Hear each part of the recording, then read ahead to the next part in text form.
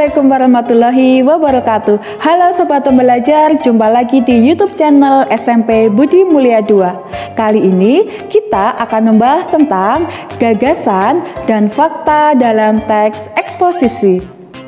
Apa itu teks eksposisi? Teks eksposisi adalah sebuah teks yang berisi pandangan penulis mengenai suatu hal dengan disertai fakta-fakta sebagai pendukung. Dalam media massa, teks eksposisi bisa disebut juga dengan opini, tajuk rencana, maupun editorial. Lalu, apa saja unsur yang harus ada di dalam sebuah teks eksposisi? Mari kita simak penjelasan berikut ini. Teks eksposisi dibentuk oleh dua unsur, yaitu gagasan dan fakta. Gagasan dapat disebut juga dengan opini, pendapat, maupun ide. Gagasan dapat berupa komentar, penilaian, himbauan, maupun bujukan. Gagasan bersifat subjektif, yaitu sesuai dengan pandangan seseorang. Contohnya, Jungkook adalah anggota BTS yang paling diidolakan. Lionel Messi adalah pemain terbaik di dunia. Pantai adalah tempat berwisata yang sangat menyenangkan. Ketiga pernyataan tersebut adalah contoh dari gagasan atau opini. Berikutnya adalah fakta. Fakta adalah sesuatu yang benar-benar terjadi. Fakta dapat berupa angka tahun kejadian, data yang akurat, maupun hasil penelitian. Fakta bersifat objektif, yaitu sesuatu yang sebenarnya tanpa dipengaruhi oleh pendapat maupun pandangan seseorang. Contohnya, bumi kita berbentuk bulat. Harimau adalah hewan mamalia yang berkaki 4. Dinosaurus adalah hewan purba yang telah punah. Ketiga pernyataan tersebut adalah contoh-contoh dari fakta. Untuk lebih jelasnya, mari kita simak contoh editorial berikut ini. Teman saya pernah mengeluh. Dia bercerita suatu hari dia pergi ke sebuah kafe untuk memesan cappuccino dingin minuman kesukaannya. Dia pun berpesan kepada pelayan, dia tidak membutuhkan sedotan di dalam minumannya. Dia kemudian duduk di sudut kafe sambil menunggu pesanannya. Namun dia terkejut saat pesanan datang, pelayan juga menyertakan sedotan di dalam cappuccino dinginnya. Dia pun heran, lalu bertanya kepada saya, kenapa sih kita orang dewasa dan dengan kondisi sehat dianggap membutuhkan sedotan untuk minum segelas kopi dingin? Menurut sejarah, sedotan mulai digunakan sebagai alat bantu meminum minuman keras oleh bangsa Sumeria pada sekitar tahun 3000 sebelum Masehi.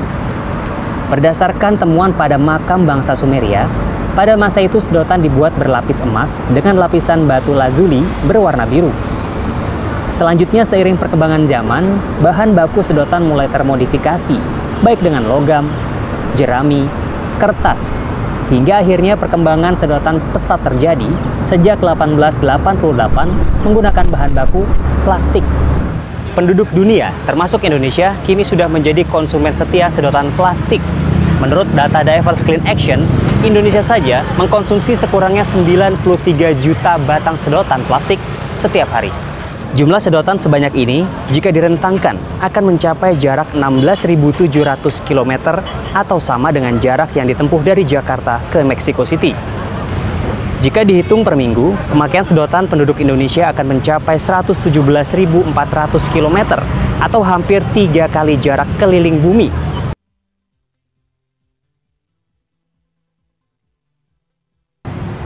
Jumlah sedotan plastik yang digunakan oleh penduduk Indonesia dan dunia ini semakin mengkhawatirkan karena hampir dipastikan sedotan-sedotan ini akan langsung dibuang meskipun hanya satu kali pakai.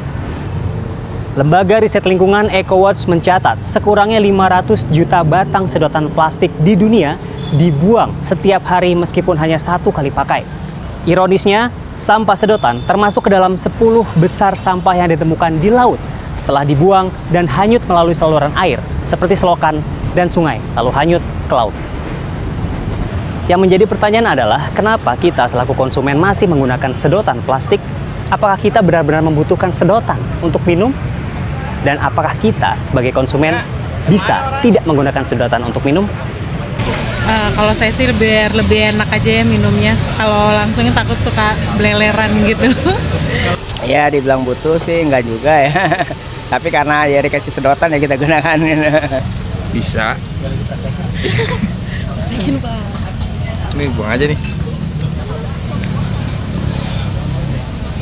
Sama enaknya kan ya? Sama aja. Bisa.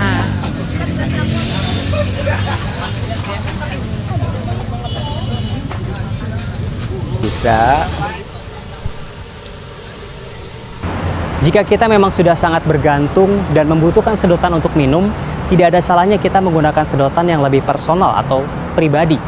Sedotan yang bisa dipakai berulang kali, seperti yang terbuat dari bahan kaca atau stainless steel seperti ini.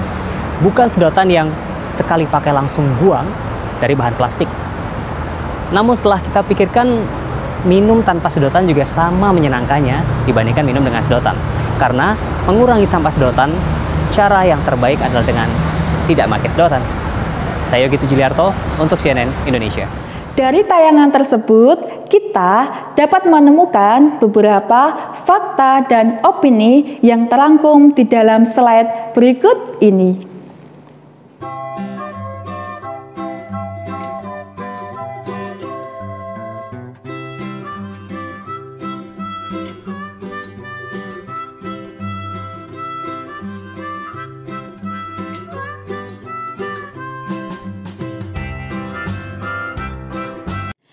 Bagaimana? Apakah bisa dipahami?